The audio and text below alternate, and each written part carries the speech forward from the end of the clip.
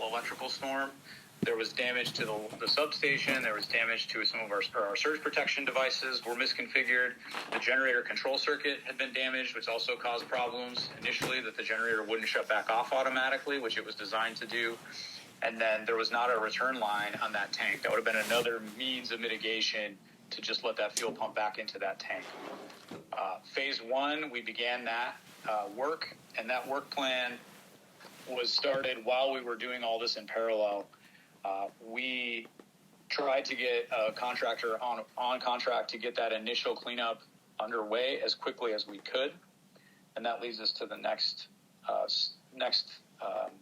slide here is the phase one environmental response. So on 27 February, took us a while to get the right requirements in place and get the right levels of approval from not just the cultural side of things, but also the Department of Health. Once we got all that team effort done, we could start on the 27th. Right after that, we lost a ton of time for weather. It was really important for us not to try to work through a lot of rain, because that would have just further exacerbated the problem by driving the fuel and contaminants, spreading it out even more had we worked in a lot of rainy and windy weather. So throughout February, through the end of February is when we started. So throughout that time, we had a lot of downtime for weather, a lot of times we could not work, not just from crew safety, but also because of the performance of make. So we performed what they called field screening, and so this is just a very rough assessment of how contaminated is the soil, and we had a very, very rough idea of how contaminated the soil was right around the pad. So you can see them excavating next to the pad in that bottom left corner. So we're looking at the sidewalls around that generator, and we were able to remove a substantial amount of soil. It talks about around 30 cubic yards, which turns into 43 sacks.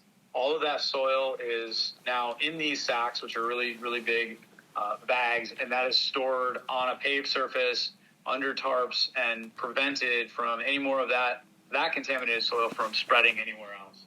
That is stored at the summit, and it's awaiting phase three to how to remediate that soil in place without having to do any kind of destructive testing or taking it as hazardous waste or some other application.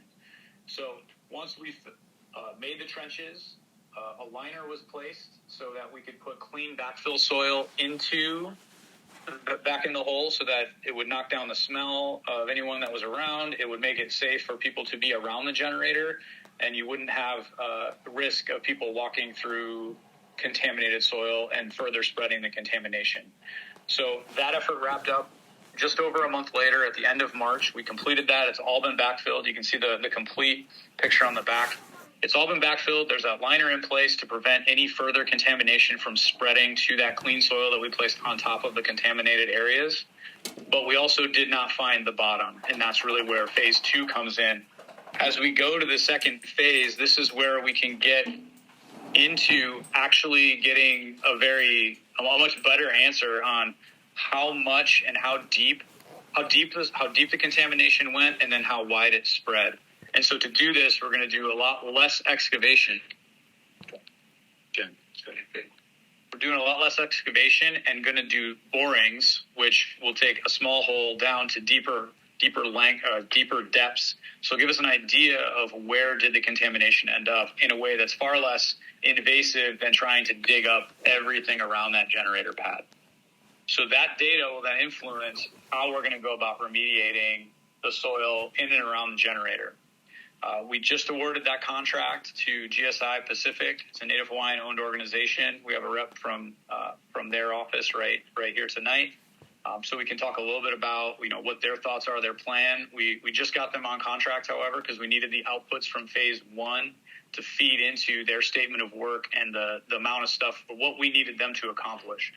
So we anticipate this timeline will run a few months to do the boring and do the analysis and the testing that's required to get to that answer that we've been getting a lot from the community is how far did the contamination spread and what can we do about it. So all of this work will go into finding out where the contamination actually resides, what depth it went to, how far did it spread, and then getting after how can we remediate this soil in place, doing as little excavation as possible, or if we have to excavate it, we can clean it, and then put it back.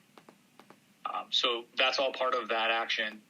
Once that phase is complete, then we'll get into phase 3. And this is expected to be a much longer phase. Once we have a good assessment of where the contamination is, how we can then remediate it. And this is actually doing that remediation over the long haul and making sure that it is absolutely within the tolerances that are levied upon us by the Department of Health to make sure we're not allowing this fuel to remain in the ground and to potentially cause a problem down the road for any type of users or any type of downstream sort of situation. So this length is really not clear how long this would take to get to full remediation, because it'll depend greatly on the methods we select, and that'll be influenced substantially by how and what requirements we can satisfy when it comes to both the cultural sensitivities and also the legal sensitivities.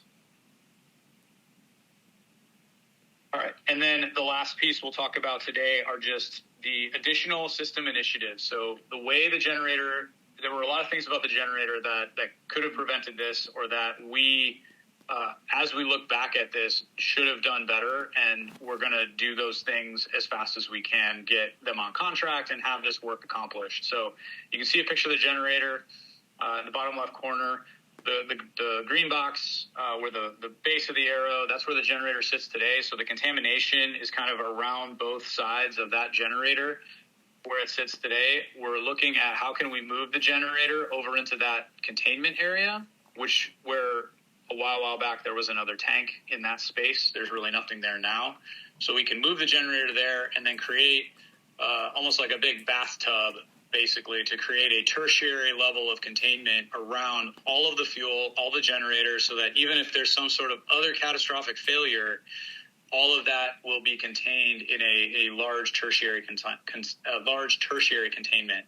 Additionally, we've already replaced all the float valves, but we'll continue to replace those and make sure those are all in working order and add testing to those.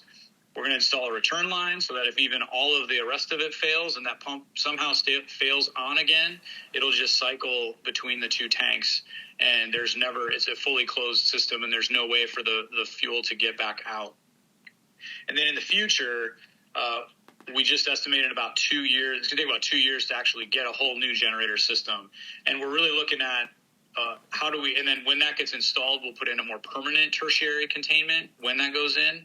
But we are going to get that kind of initial one. Whenever we move the generator, that's what we can do in the near term. And then reevaluate the size of that tank and not put any more fuel up there than is absolutely necessary based on what our operational requirements are and what, we weigh that calculus of what type of fuel to use, looking at that.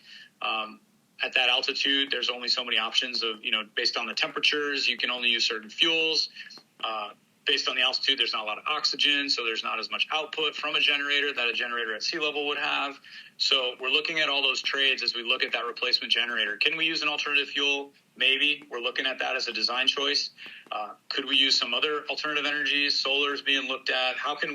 If we had solar, maybe that knocks down the amount of generator we need. And we're looking at it very holistically when we look at how do we replace this to limit as much as possible the amount of fuel and things that are dangerous to the environment that we host at our site. And so in summary, kind of that was the overall situation that we had. The assessment of our power system, what we found when we did the investigation. Talked a little bit through phase 1 and 2 and 3, phase 1 being complete, phase 2 is just kicking off, and then how we get to phase 3 to fully remediate the soil around the generator, and then how we're going to try to reduce our footprint up there by moving that generator into an existing, concrete location, and then creating a much more permanent tertiary containment around it, and then getting it off of the pad it's on now, and then being able to remove that pad and just reduce the amount of concrete we have.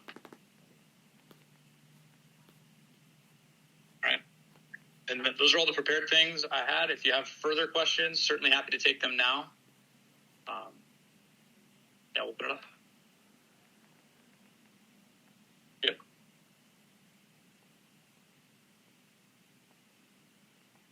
Phase 1 slide.